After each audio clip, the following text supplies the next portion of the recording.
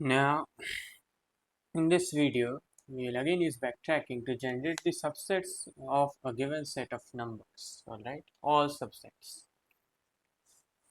So, what are the steps to do it? I will tell you. First, we will recursively generate all possible subsets of an input set, and at each step, either we will include it or exclude the current element in the subset, and then each generated subset to the result. Okay. This one is very like basic, so you need to write the comment.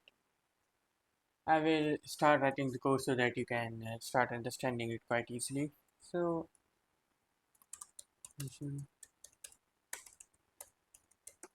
generate subsets, alright. Nums will be number,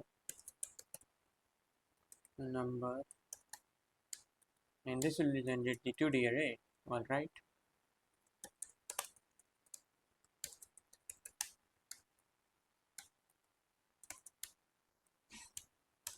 First it will be an empty array, and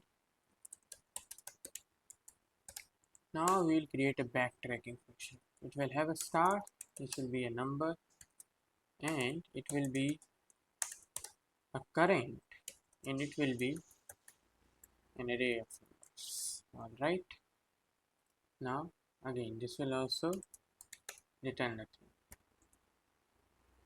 And here what I will do is that first I will like push the currently generated set, okay, and if like okay, let's first implement the backtracking, then I will write a condition for let I equals to 0, I is less than nums dot length I plus plus. So if I is less than start, then continue, so that avoid checking earlier elements. And what we will do is that current dot push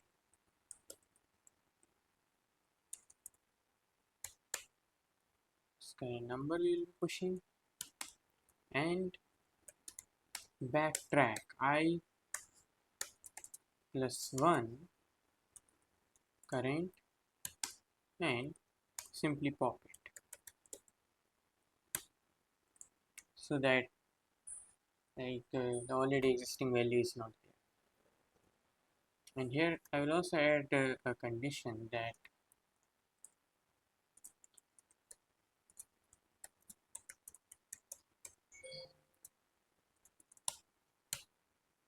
like this, okay. So backtrack and starting will be done from 0 and empty array, console.log will be result, okay. Now generate subsets 1 2 3 4,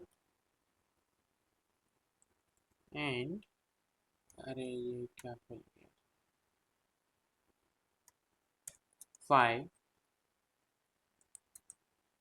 I'll run this code and you see it generated all the subsets, okay.